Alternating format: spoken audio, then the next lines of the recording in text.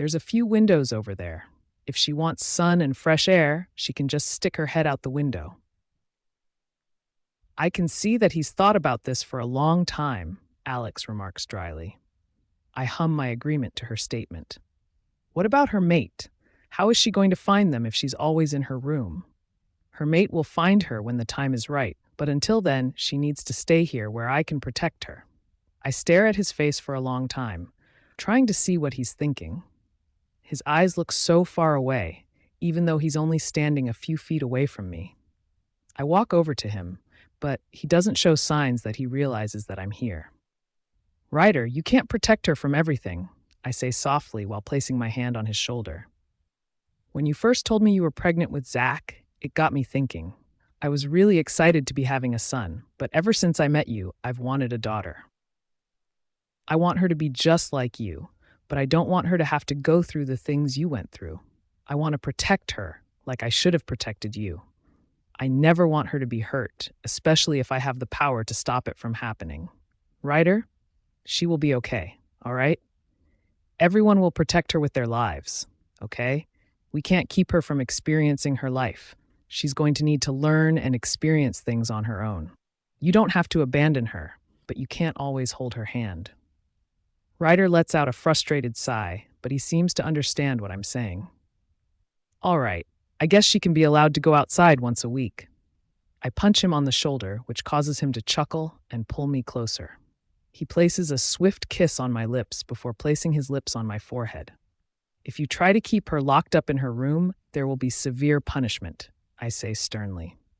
Ryder examines my face for a few seconds before nodding his head. Fine. She can do whatever she wants to do, as long as she's not by herself. I smile and nod my head. Thank you. My smile drops as I watch as he takes a gun out from his pocket. I stare at him in disbelief. Where did he get that gun from? And why does he have it with him? He puts it in the top drawer of the dresser that's near the crib. Well, I'll just put this gun in here for emergencies, he states before ushering me out of the room. I shake my head at his antics, but decide to let it go. Whatever makes him happy. Ryder stares at me with so much adoration. My heart skips a beat. I hope you know that you've made me the happiest man on this planet since the day I met you. There isn't a moment that goes by where I forget how lucky I am to have someone like you. I love you so much, Elizabeth. You are everything to me, he admits with a serious look on his face. My bottom lip trembles and I try to stop myself from crying. I love you too, Ryder. I'm so glad that you turned out to be my second chance mate. You make me so very happy, I manage to say, my voice thick with emotions. Ryder gives me a huge grin before he picks me up and spins me around. I love you, my little mate, he murmurs into my ear. I let out a sigh and relax against his chest. This is the good life. Carter's POV. I take in a deep breath and I calm down slightly at the familiar smell of the forest. I shift into my wolf form and I start running to clear my mind. I give Anthony, my wolf, control over my body so he can get rid of some of the stress he's been feeling. I enjoy the feeling of the wind running through my fur and the power I feel as my strong wolf sprints around. Once we get to a secluded part of the woods, my wolf lets out a long and sorrowful howl. I can feel someone pushing against my mind, and I let them in, since I already know who it is. Do you want some company? I hear Elizabeth ask me. I can already feel my wolf's pains start to subside at our Luna's soothing voice. He moves to the back of my mind as he gives me control over my body. My wolf and vampire have both taken a liking to her. She's like family to us, and we would protect her with our life. No, it's okay, Luna. Spend time with your mate and your pup. You don't need to worry about me, I answer in what I hope is a reassuring voice. Stay where you are. I'll be there in 5 minutes, she says before leaving my mind. I let out a snort and shake my head. True to her word, she's standing next to me within 5 minutes in her wolf form. Do you want to talk about it? Not really. She nods her head before laying down on the floor and motioning for me to do the same. I lay down next to her and close my eyes. It's weird that the only time I feel truly calm is when I'm around her. I have the power to control other people's emotions, but mine are almost never what I want them to be. It's almost like Elizabeth knows this. So even when I don't want to talk, she's still there, offering me her silent support. You really shouldn't be shifting since you're pregnant, I murmur quietly without opening my eyes. I talked to the pack doctor, and she said that I could still shift for a few weeks. She said I shouldn't do it all the time, but that I should try at least once a week so my wolf doesn't get too agitated when I can't shift at all. So is Zach excited to be an older brother? Yeah, he's apparently wanted to be an older brother for a while. I'm sure the alpha is more than thrilled about your pregnancy. Yes, he is, but you don't have to call him alpha. How many times do I have to tell you that you are family before you finally listen to me? I open my eyes and stare at her. It would feel weird calling you two by your names. Calling you Alpha and Luna is much more comfortable for me. She rolls her eyes at me and shakes her head, but she doesn't say anything about it. She was in my dreams again, I admit after a few moments of silence. Elizabeth looks at me with understanding in her eyes. What did you see this time? She questions softly. I let out a sigh that sounds like a whine and lay down on my stomach. It was the usual stuff. I would see her being harmed by someone, and all I could do was watch. I couldn't move. I couldn't help her. I say with my voice filled with pain, that's a werewolf's worst fear, not being able to help your mate. Have you seen visions of her? Do you know what's been going on recently? I shake my head sadly. No. For some reason, none of my visions have anything to do with her. It's okay, Carter. We will still find your mate. Don't give up. I don't know if I want to find my mate, I admit sadly. Elizabeth looks at me in shock. What do you mean? Mates are the only reason for living, and every wolf dreams of having their mate. I'm sure you know that better than anyone. I do know that, and it's not the fact that I don't want to. I'm just worried about what would happen if we were to meet again. What if she moved on and doesn't want me anymore? What if she hates me for leaving her? What if she's I can't even finish my thoughts and concerns, because the last one has me letting out a sorrowful whine. If my mate is gone, there will be no reason for living, I whisper. Elizabeth moves closer to me and licks the side of my face. Don't think like that, okay, Carter? You're one of my best friends, and I need you to be strong. Your mate needs you to be strong. I'm sure she's out there, waiting for you to return to her. Now come on, enough of those depressing thoughts. Let's go for a run. I'm about to argue with her, but she jumps up and runs away. I immediately jump up and follow her because who knows who could be in the woods. Rogues have gotten through before, and it could happen again. Plus, the alpha would be very upset if his mate was all alone, especially while she's carrying his pup. I nervously walk towards the alpha's office later on in the day. Did I do something wrong? Why did he call for me? It's not that I don't enjoy the alpha's company. It's just that he can be really intimidating without trying to be. He always has a blank face unless he's looking at Elizabeth or his pup. Then, and only then, does his face fill with so much love and happiness. I used to be almost exactly like him. I was a warrior in my original pack, and at first, I didn't even want a mate. I didn't want a mate because I knew that every time there was a war, I would be called to help, and I never wanted my mate to go through the pain of worrying if I was okay. When I first met Jessica, my mate, I didn't know what to do. I didn't reject her of anything, but I didn't really accept her. I just continued on with my pack duties, hoping that she would understand why I made that choice. She told me she had, but about a week later, she was pestering me about accepting her. Every time she talked to me or laughed, a little piece of my resolve had been chipped away. Once my mind was made up, no one could ever change it, but that's not what happened with my mate. In fact, eventually I was the one going to her, begging for her to accept me. She ignored me like I had done to her for a few days before she finally accepted me. The amount of joy and happiness that I felt when she accepted me was overwhelming. I had never felt such strong emotions before, and it was a little weird. Now, I'm just a shell of who I once was. I hesitantly knock on his door and wait for him to tell me to come in. Once he says I can, I open the door and walk inside. He gestures towards the chair across from him, so I sit down and wait for him to say something. Carter, I know this must be a difficult time for you. Those weeks away from Elizabeth were hell, and I can't begin to imagine how it would be if I had to spend a few years away from her. I want to help you find your mate. Elizabeth told me about your concerns for finding your mate, and I can see where you are coming from. This is entirely up to you, okay? I nod my head slowly, even though I don't really know what he's talking about. I know you're a little confused right now, so I'll explain everything. To help you find your mate, Elizabeth and I were thinking of having a party. We would invite all the packs, and you know how much werewolves like to party, so everyone would be there. Well, they might leave a few people to protect their packs, but most people will be there. I stare at my alpha in shock. Are you serious? Of course I'm serious. I don't joke around. Ryder says, almost looking offended that I questioned his words. But you hate parties. I can't believe he would do something like that for me. I'm not saying that he's a bad alpha, because he's an amazing alpha. It's just weird that he's doing something this huge for one person. I do hate parties, but I'm tired of seeing you sad. You're important to my mate, so that means you're important to me. Besides, I promised I would help you find your mate, and I never break my promises. You don't have to do this, Alpha. He rolls his eyes at me. I know I don't have to do this. I'm doing this because I want to. You deserve to be happy. You've done so much for other people your whole life, and now it's time for you to do something for yourself. But I don't even know if she still wants me, I say while looking at the floor.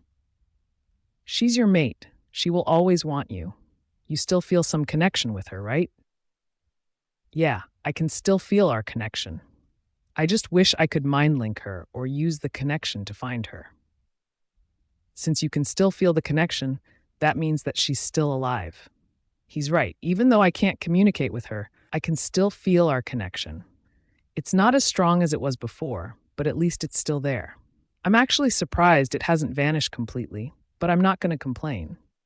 But she might be with someone else. I highly doubt that, but if she was with someone else, you would have felt it. He's right again. I would have felt it if she was with someone else. What if she's not at the party? Then we'll try something else. We will find her sooner or later.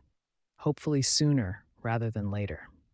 You don't know how much I appreciate this, I say sincerely. He looks at me for a few seconds, and I can see his eyes soften slightly and his lips pull up a little in a small smile. You don't have to thank me. Now, what do you say? Do you want me to have this giant party? Or do you want to do something else? I would like to have the party. Ryder nods his head before he picks up his cell phone. Excellent. I'll start planning right away. I'll let you know more information as I get everything together. Since this party is to find your mate, you're going to have a big part in planning it. I nod my head excitedly and bite my bottom lip to keep myself from grinning too much. Thank you so much, Alpha. I will forever be in your debt. You're not in my debt? Let's just say we are even. You saved my mate, and now I'm helping you find your mate. I nod my head once more before I stand up and head towards the door. Goodbye, Alpha. He dismisses me, and it takes everything in me to stop myself from running around the house screaming like a maniac. I bump into Elizabeth on my way out of their house, and she smiles when she sees me. I can see that Ryder told you about our plans. I grin in response. Thank you, Luna. She gives me a soft smile and places her hand on my shoulder. You deserve it. I leave their house feeling much happier than I have been in a long time. Things finally look like they are looking up for me. Carter's POV. As the date for the ball gets closer and closer, I can't help but feel excited. I thought I would be terrified when I had first agreed, but now I can't wait until the day is here. I still have the nightmares, but my talk with Ryder gave me a lot of hope. My mate is still alive, and she hasn't been with anyone else. The amount of joy I get when I think of that overshadows any nightmares I have. I wonder if she looks the same or if she's changed. Does she still act the same or is she completely different? Stop worrying so much. You're stressing me out. My wolf yells at me. I take a few deep breaths and try to find something else that I can focus on. Carter, can you come help me with Zach? Elizabeth mind links me. I'm grateful for the distraction, and I immediately agree. Yes, Luna, I will be there as soon as I can. I quickly rush out of my small house and head towards the Alpha house. As I approach, I can see Ryder, Elizabeth, and Zach string outside. I approach slowly, just in case they were having a family moment. "Good morning, Carter," Elizabeth says with a smile on her face. I return her smile just as Zach comes running towards me. "Hi, Uncle Carter. Guess what happened to me this morning?" He grins. I can tell right away that he lost one of his teeth, but I decided to pretend I don't know. "What happened?" "I can't see anything different about you," I tease as I look him up and down. He tugs on my hand before he gestures to his mouth. "I'll give you a hint. It has something to do with my teeth," he exclaims while opening his mouth widely. I tap my chin and playfully shake my head. "I'm sorry, but I still don't see anything." He rolls his eyes before pointing at the gap between his teeth. "I lost a tooth this morning. It came right out as I was brushing my teeth. I almost swallowed it," he yells with wide eyes. My eyes widen too, and I let out a gasp. "Wow, now I can clearly see the missing tooth. How did I miss that before?" Zach shrugs his tiny shoulders before tugging me along the path to his house. Ryder and Elizabeth are talking in hushed voices before Ryder leans down and presses a kiss against her forehead. He leans down and presses a kiss to her stomach before murmuring something into it that has Elizabeth laughing. He grins at her as he stands back up, and I can't help but smile at the scene. They turn to Zach and I as we start walking up the steps. "I have some business I have to take care of, and I would appreciate you being here to watch my family," Ryder states while picking Zach up. I nod my head. "Of course, Alpha." "Uncle Jake said that he would be stopping by with his mate sometime today," Zach reminds his dad. Ryder nods and runs a hand through his son's hair. "I know. I should be home by then." He places a quick kiss on Zach's head before putting him down. "I'll see all of you later on. Carter, don't forget to stop by and see how the decorations for the party are going," Ryder says before leaving. "So what are we doing today?" I ask Elizabeth. She shrugs lightly and rubs her stomach. "We could go for a little walk, and we could show Zach some more tricks if you want to. Then we can head to the pack house." I nod my head eagerly and wait as the two of them disappear into the house to get jackets and put on their shoes. Zach loves it when Elizabeth and I use our powers. He thinks it's the coolest thing. Once they are ready, we make sure to lock the doors and windows before walking down the path. We pass by some wolves who are patrolling the area, mainly the Alpha's house. "Are you going to show me some tricks today?" Zach questions while swinging his arms back and forth. "Of course. Can you make snow this time, Mommy? I haven't played in snow for almost a whole year. I want to play in the snow today." Zach pouts. Elizabeth laughs and ruffles his hair. "Of course I can, sweetheart." Over the years, Elizabeth has gotten a lot better with her powers, and it's amazing to see the things that she can do. I still remember the first time she used her powers and how proud I was, even though she was trying to kill me, and I was scared out of my mind. We get to Zach's favorite spot before Elizabeth and I sit down on the ground. Zach starts tugging on her arm with an impatient frown on his face. "Hurry, Mommy, hurry!" He bounces up and down as he clutches onto her arm. She laughs and gently pushes him away. "I'm hurrying, don't worry." Zach lets out a little huff and taps his foot on the ground. I watch as she stretches her arm out before slowly opening her fingers. Small particles start shooting out of her hand, and small snow flurries start falling from the sky. Zach lets out an excited scream and starts running around and jumping up and down. He starts grabbing fistfuls of snow and then throwing them up in the air, with most of it landing on top of him. If he wasn't a werewolf, I would worry that he would catch a cold, especially since he keeps diving into the snow. I can't help but laugh as I watch Zach roll around in the snow.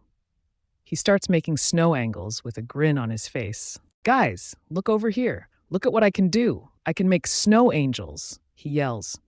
"Wow, Zach, that's awesome. Why don't you try making a snowman?" Zach's eyes brighten and he jumps up before dusting himself off. After that, he immediately starts working on the base for his snowman. "So how are you?" Elizabeth asks while rubbing her stomach. I shrug and rub the back of my neck. "I'm a little nervous. I just don't know what to expect, and it's making me anxious." "Hey, don't worry, all right? Things will work out like they are supposed to. You can't think negatively. You have to be positive." "I'm trying, but it's really hard. I want everything to be perfect." I can feel myself getting more and more anxious with every second that goes by. Look, don't stress yourself out. Take a few deep breaths and just relax. We've all put a lot of work into this party. The main thing is for everyone to have a good time, Elizabeth says while placing a hand on my shoulder. My shoulders slump and I feel myself calm down. Thank you, Luna. I really needed that, I confess with a grateful smile. Just call me Elizabeth. There's no need to call me Luna. I feel like we've had this conversation before, she answers with a teasing smile. I grin and turn back to see that some of the pack children have joined Zach in the snow. We're not far from the pack house, so they probably saw us and decided to join. I also see some parents around playing with the kids. You should probably go and check on everything, Elizabeth says, breaking the peaceful silence that we had. I can't just leave you alone, I say. Elizabeth rolls her eyes and gestures to the people around us. I'm not alone, and I can see Jake and Ryder making their way over here right now. Go ahead and check everything before you go to get ready. I nod my head and stand up. Contact me if you need anything. You know how to reach me, I state before I start walking to the pack house. After checking the decorations and helping with some last-minute touches, I stand in the middle of the room with a thoughtful expression. Everything is perfect, but I can't help but feel like something is off. It has nothing to do with the decorations. It's just a weird feeling I have about this party. I can't tell if it's a good or bad thing yet. I'll make sure to be on the lookout tonight, and I'll ask Ryder and Elizabeth to be on the lookout too. Carter, you can go get ready now. We have everything under control, one of the workers says to me. Are you sure? I can stay for a little longer if you need help. By the looks of things, I know that they don't need any help. Everything is already set up. They just have to bring the food and drinks in here, and we will be all set for the other packs. Yes, I'm sure. Go on. Get ready. I sigh and run a hand through my hair. I guess this is it. It's really happening, and there's no going back. I feel a gentle nudge in my brain, so I open my link. Remember what I said, okay? Everything is going to work out the way it's supposed to, I hear Elizabeth whisper to me. I nod my head slightly, even though she can't see me. I glance at the room one more time before I leave to go change. I can't believe that today is the day that could change my life forever. Carter's POV. The party has already started, but here I am, pacing in my room with a worried frown on my face. Something about tonight doesn't seem right. I just don't feel up to this party anymore. I shove those feelings aside and head towards the pack house. As I walk, I can see different cars lined up from different packs.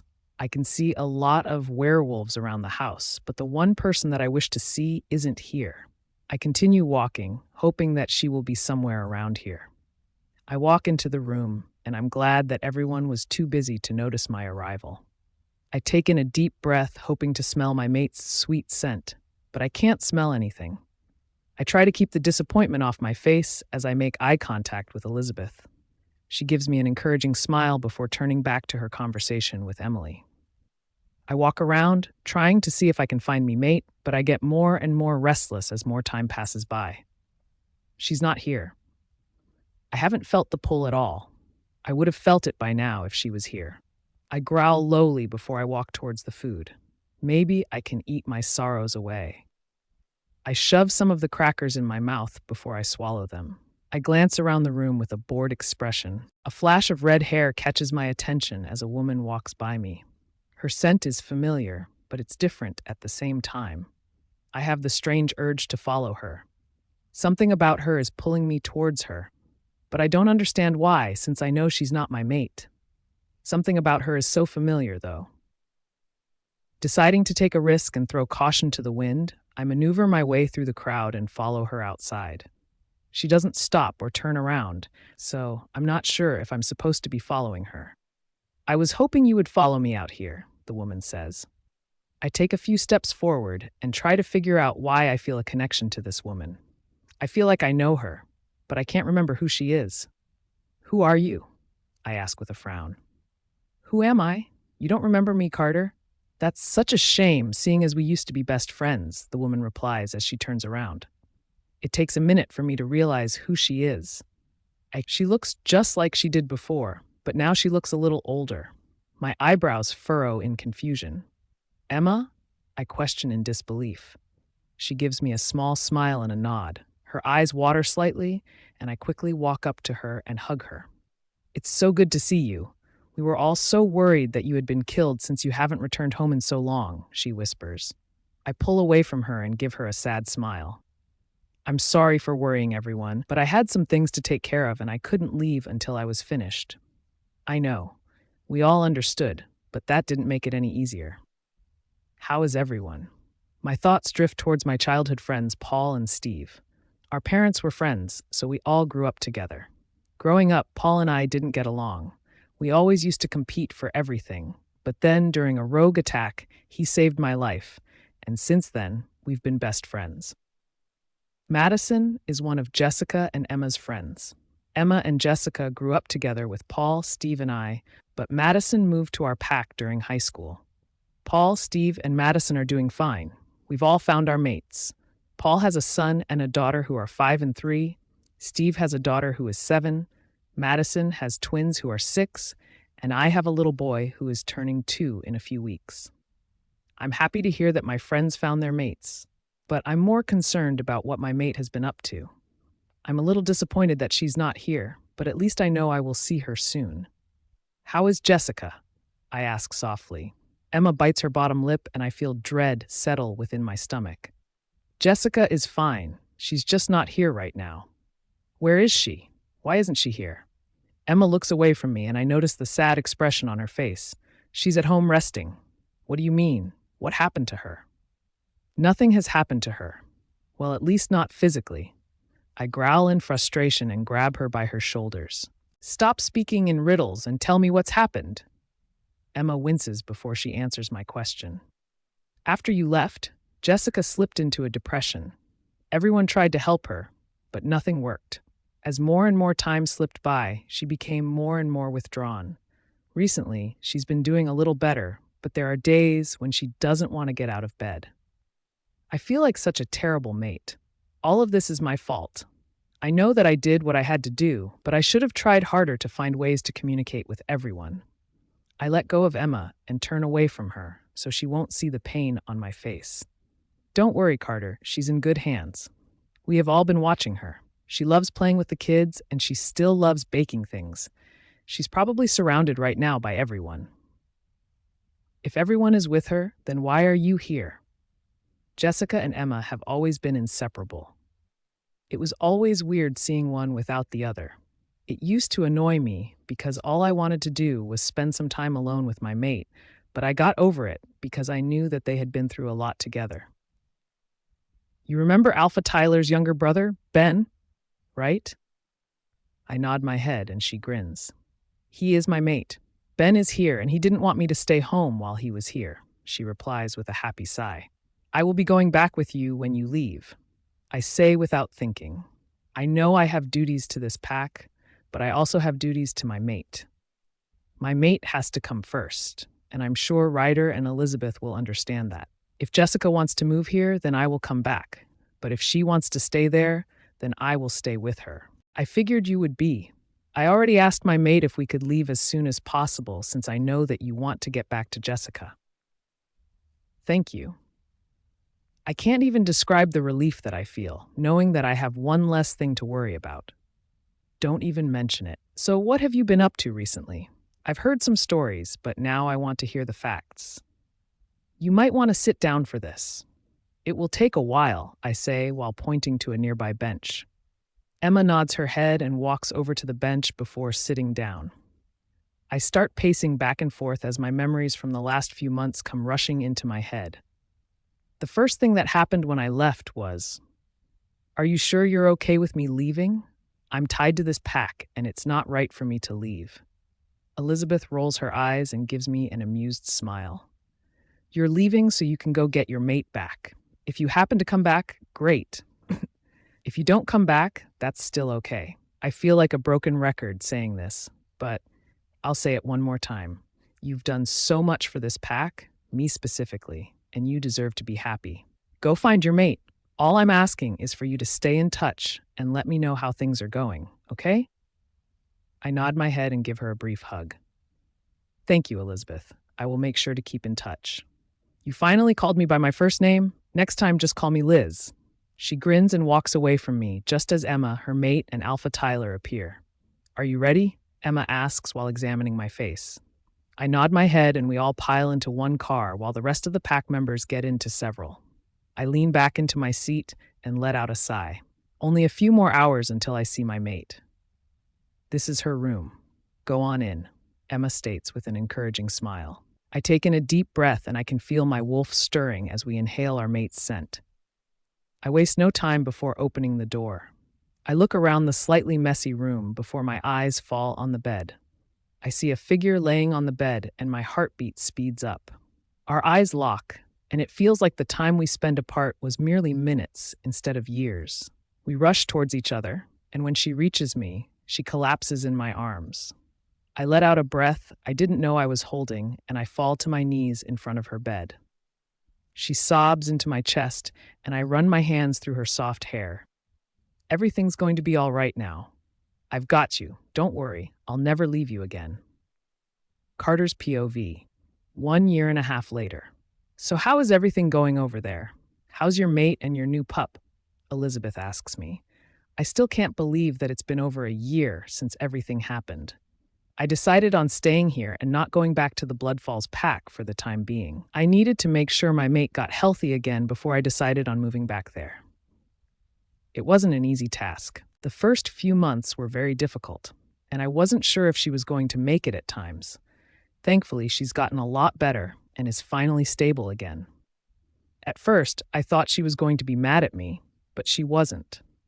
She was happy that I was alive and that I found my way back here to her. I still feel stupid for not coming here first to see if anyone was here. I was just so afraid that I wouldn't find anyone and that it would have been too late for me. If Emma hadn't been at the ball, I would have never known about my mate or her condition. Actually, if Alpha Rider hadn't been so gracious to have the party for me, then Emma would have even come to the party, and then I definitely wouldn't have known about my mate. I still thank him and Elizabeth every time I talk to them. They brush it off, but I'm truly thankful for them. Jessica needed a lot of therapy and care. It wasn't just the fact that she was depressed. She also had a rare disease that comes from coming in direct contact with vampire blood.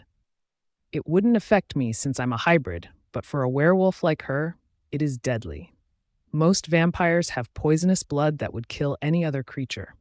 Other vampires can touch it and be fine, but any other creature would be killed almost instantly, depending on the amount of blood they came in contact with. That was why I couldn't feel our mate bond anymore. She was half dead, half alive. Her wolf had been dying slowly ever since she had touched the blood. Elizabeth came up here and helped out. I'm not sure exactly what she did, but she was able to extract the vampire blood from my mate's body with her powers. Fast forward to the present, and I have a healthy mate. I'm also the proud father of a little boy, Jackson. He's only a week old, but he's already wreaking havoc in my life. I wouldn't change it for anything, though. He looks like I did when I was a baby, but he has a lot of his mother's mannerisms. I already love him so much, and it's always amazing to me that I helped make him. Everything's good over here. How is everything over there? We're good. Zach misses you a lot, but I think he's getting used to only seeing you every once in a while. I miss that little kid too. We might come visit in a little while. I want to spend some time with my mate and pup, but we'll be down there soon. You don't need to rush. Zach is having a great time being an older brother. He's so good with Taylor. It's adorable seeing them together. How's Ryder handling everything? I'm honestly curious to see how he is coping with his first daughter. He absolutely adores her. She's his little princess. I can already tell that she's going to be a daddy's girl. He loves spoiling her rotten. I figured he would, I say as I chuckle lightly. Elizabeth laughs, and I hear some slight commotion on her side. Elizabeth yells at Zach for something, and I chuckle again. She returns to the phone a few seconds later, sounding worried. Sorry, Carter. I think I have to go. Zach thought it would be a good idea to try to carry Taylor around the house, and he bumped into a couch. She's laughing, but I just want to make sure that she's okay. I understand. I'll talk to you soon. Call me if you need anything. She bids me goodbye before she hangs up. I walk into Jackson's room, and a faint smile spreads across my lips as I watch him sleep. He looks so relaxed. I walk closer and place a hand on his back. My hand completely covers his back, and I'm reminded again how small he is. He stirred slightly, but he didn't wake up. I lean down closer to him. Do you know why you sleep so well at night, my little boy? It's because you know you are loved. I kiss his cheek before I pull the covers up around him and make sure the baby monitor is on. I would hear him even if the baby monitor wasn't on because of my advanced hearing, but Jessica freaks out whenever it's not on. I turn off the light and leave the door open a little before I walk downstairs to the kitchen. I see Jessica pull out a batch of cookies from the oven. I walk over to her and try to take one, but she smacks my hand away. These aren't for you. Why can't I have one? I pout. She rolls her eyes at me. If I let you have one, you're going to end up eating all of them. I grin sheepishly. You know me so well. She rolls her eyes again, and I'm glad that she is finally back to normal. A year ago, she wasn't like that. Of course I do. I'm your mate. Now get out of here so I can finish making my baked goods. I lean down and peck her lips gently, and I use that time that she's distracted to grab a cookie. I move away with a sly grin and shove the cookie into my mouth. Jessica glares at me playfully before pushing me towards the door. I hold up my hands in surrender and walk out of the room. I walk outside before shifting into my wolf. I shake my fur out before I start jogging. I pick up my pace as I continue to run before I come to a sudden stop. I let out a long, happy howl before I start running again. This is the good life. Elizabeth's POV. Zach, what were you thinking? You could have gotten hurt, or you could have hurt Taylor. I'm trying not to yell at him because I know how sensitive he is. He hates when he makes Ryder or I mad. He does his best to make us happy, and I know his intentions were pure. I was just trying to help, he cries. His eyes are misty and his voice shakes. I sigh before I lean down to his level. I push back his curly hair and wipe the tears that spill out of his eyes. I know, baby, but next time you should get your dad or I. You're too little to carry Taylor by yourself. I didn't want to stop your phone call with Uncle Carter. Taylor was crying, so I was going to walk around with her like you and Daddy do, he says as he sniffles. I pull him close to me and rub his back. It's okay. You don't need to cry. Thank you for your help, but just remember what I said, okay? He nods his head quickly and bites his bottom lip to keep in his little sobs. I give him a small smile before I ruffle his hair. Why don't you go play with your toys, okay? I'll take care of Taylor, all right? Okay, Mommy, I'm sorry. I didn't mean to hurt Taylor, he whispers. I brush his hair back again and nod my head. I know. Now go play. He runs off towards his room, and I walk over to Taylor's crib. She just turned 1 recently, and she has all of us wrapped around her little pinky. She stares at me as I walk closer to her. I give her a smile, and she returns it with a huge grin. She starts bouncing up and down while holding on to the edge of her playpen. Ma? She giggles as she yells, and I laugh with her. I pick her up from the playpen and place her on my hip. How's my little baby doing? Ma, she yells as she starts tugging on my hair. I wince before carefully removing her hands from my hair. Don't pull Mommy's hair, that's not nice. She just giggles before clapping her hands. I press a kiss to her cheek and she giggles again. Now give Mommy a kiss. She leans forward and slobbers all over my cheek. My nose scrunches up and I pull her away from me. Not like that. I walk to the kitchen and grab a napkin and wipe my cheek with one, and while the other holds Taylor against my hip, I hear the door open and close, and I know Ryder just got home. I know Zach heard the door too since I hear his little footsteps against the hardwood floor. Dad! Dad! I hear Zach and Ryder start talking to each other, and Taylor just stares at me, not understanding what's going on. I laugh at her confused face before I throw the napkin out and walk towards the front door. When she sees Ryder, she starts reaching out for him and yelling random things. Zach is standing right next to his dad, and I'm reminded how similar they look. Ryder's eyes light up when he sees Taylor squirming in my arms, trying to get closer to him. Ryder takes her from my arms and presses a kiss to her cheek. She giggles before leaning towards his cheek. I watch in amusement as she slobbers all over his cheek too. He grimaces, and I bit my bottom lip to keep myself from laughing at him. Do you think this is funny? I shrug before nodding my head. Yes, actually, I do think it's funny. He scowls at me, and I laugh at him. I turn to Zach, who has a small smile on his face. Come on, Zach, why don't you help me with lunch? He nods his head eagerly before grabbing my hand and pulling me to the kitchen. Ryder comes into the kitchen a few minutes later, his cheek dry. He places Taylor in her high chair before coming closer to me.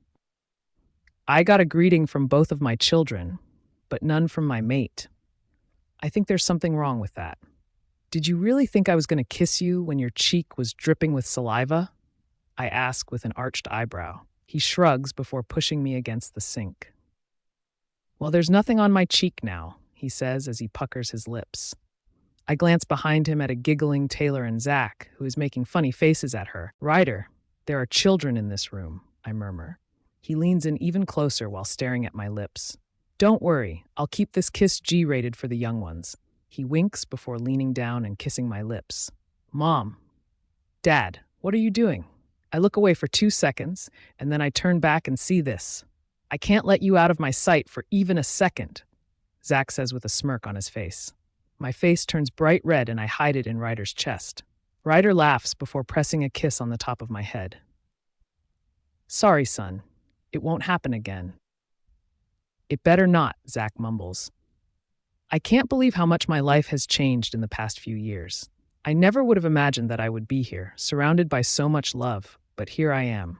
The road leading here wasn't the best or the happiest, but I would do it all over again if it would lead me back to this moment. Zach wraps his little arms around his baby sister, holding her as close as he can, ready to protect her from anything, and my heart completely melts. I know Ryder is thinking the same thing when he rests his head against the top of my head and pulls closer against his chest. I'll always be grateful for my second chance,